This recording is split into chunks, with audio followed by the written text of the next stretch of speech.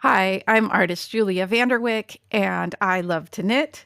And my favorite thing to knit are sweaters. And so I'm going to tell you today the sweater story of the one that I'm wearing, which is Faroe by Alice Starmore. And I found it in her Fisherman Sweater book. And that book I bought in 1998. And I absolutely fell in love with all the patterns in there. And that was my knitting world for quite some time. And I learned lots of new techniques just from knitting out of that book. I had knit 2 or 3 designs out of that book for friends and family. And this was the one that I decided to do for me. And so before I go further, I'm just going to stand up so you can see the whole thing.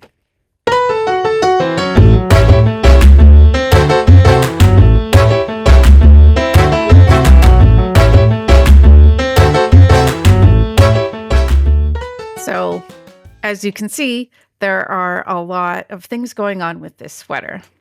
I began this sweater in the very early 2000s, and frankly, I don't remember what year it was, but it was maybe my second or third time doing stranded color work, and it's quite an ambitious sweater to do, but I was very excited about all the new techniques I was going to learn. This is my first steek sweater, and I had not done an all-over color work pattern like this before.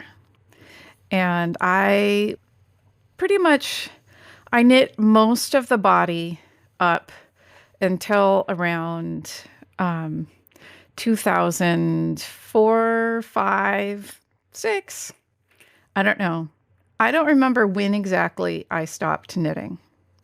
But I do remember what was going on in my life when I stopped knitting, which is because I was doing a lot of triathlons and century rides on my bicycle and endurance events.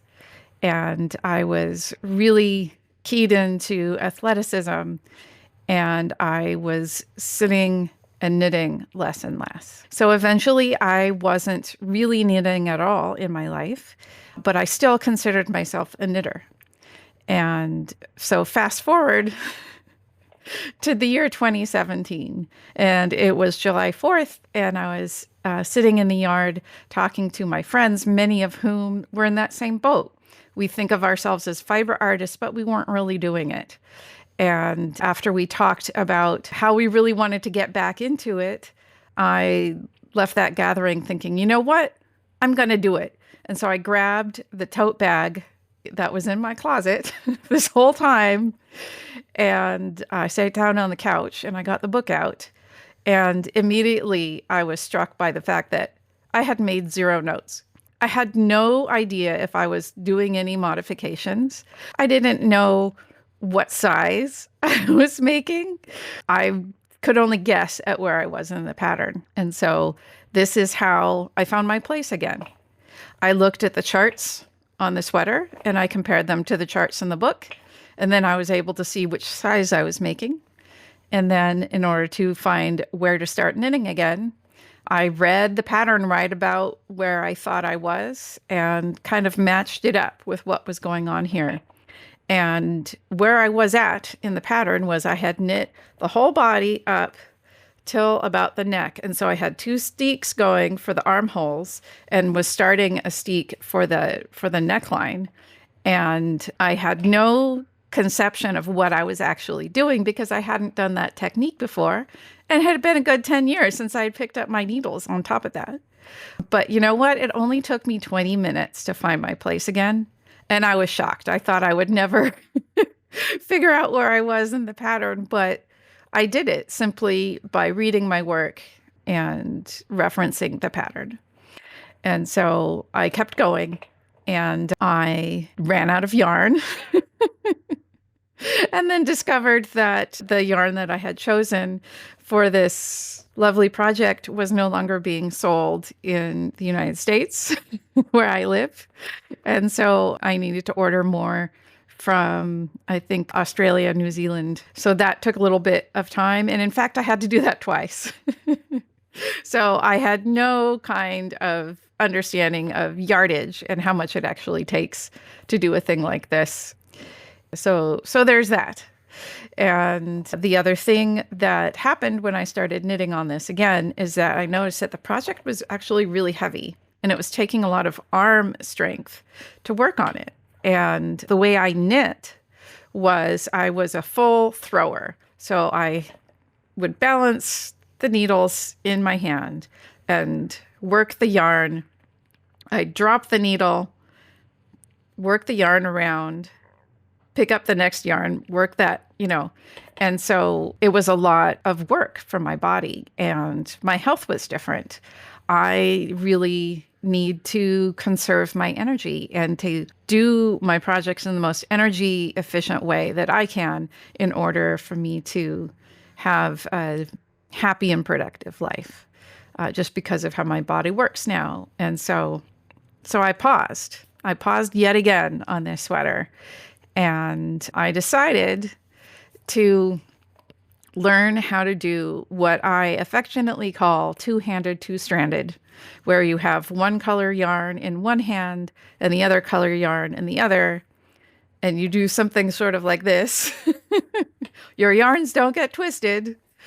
And I thought that might be better. And it turns out, so if you're wondering if you mostly knit carrying the yarn in one hand, if you generally do that and you want to learn how to do both, basically what you do is you just try it and you practice until it becomes comfortable for you.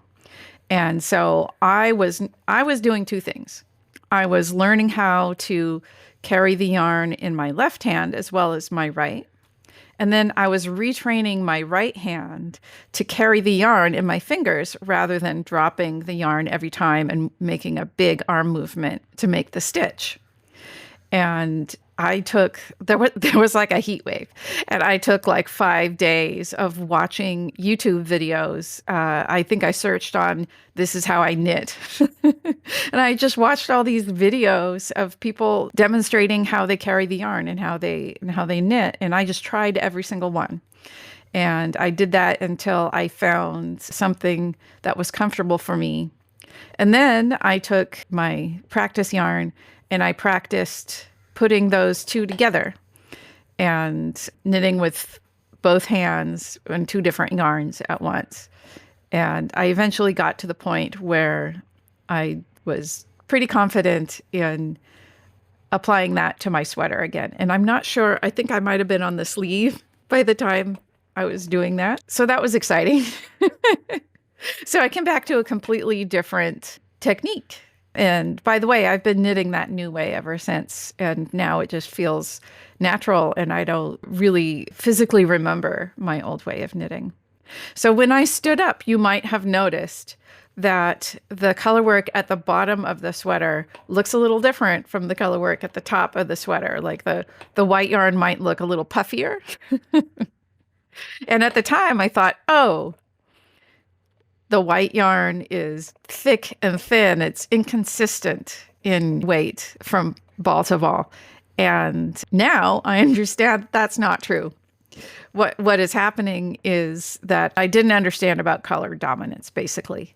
Color dominance is a thing that happens when you're knitting with two yarns, and one of the yarns is stranded below the other on the back side. I'll show you what I mean. These strands, the black goes above the white, above the white, above the white, or it doesn't, right? So if you switch, you'll see that part where I started stranding differently and I had a different yarn on top. So that was a pretty good demonstration of that fact of knitting with two colors that I hadn't really learned yet. And I learned that from this sweater. I can go through the things that I learned. I learned how to steek. I learned about the two-handed, two-stranded. I learned that I should always take notes because you never know when you're going to pick up your project, 10 years later. And then I also learned that the way that these arms are, they looked really beautiful on the model. but it's kind of a lot of material for me and my comfort level underneath my arms. And it's not the most flattering to my body, this shape, but it is a really nice look in general. Drop shoulder, bat wing, maybe isn't the structure that I should choose going forward. But here is a detail, this gusset. I love this underarm gusset. It's just so beautiful. And so maybe if I were going to knit something like this again, I would just start the gusset a little higher up so that there's less material under my arms and they fit a little closer. And then also I learned that the way I bound off the top of this collar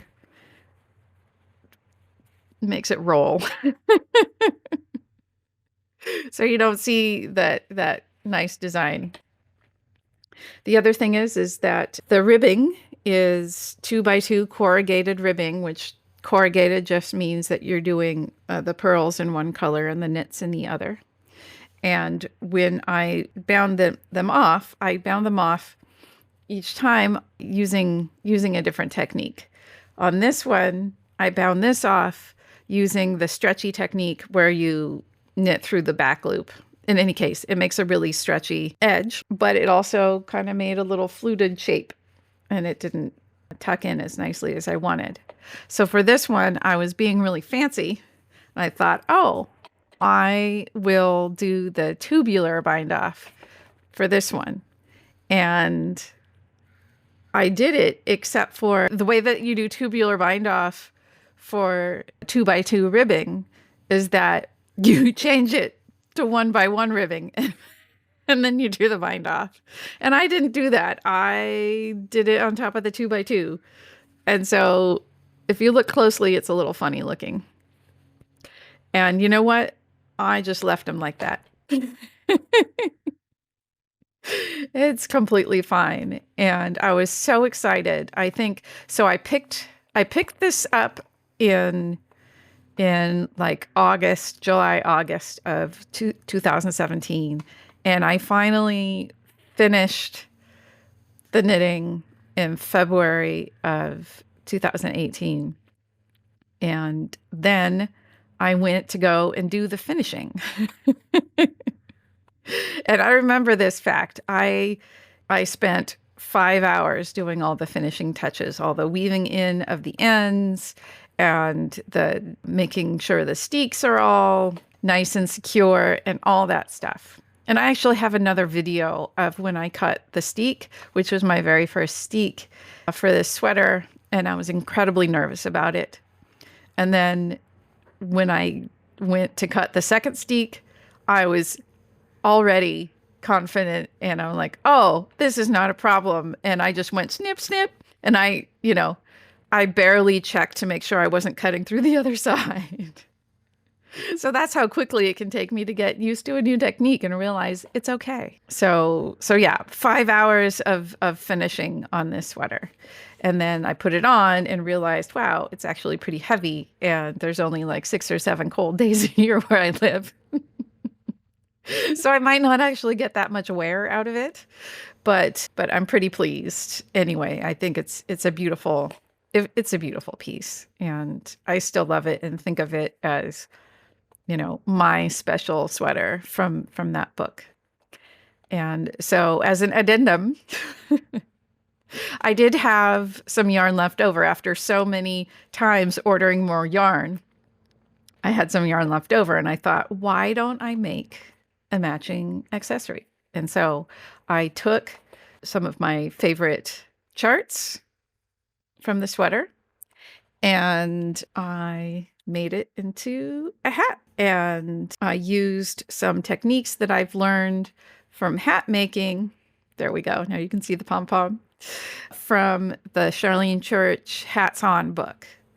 And as well as like the basic structure, I think I got from that, and the Latvian braid. So I made this hat.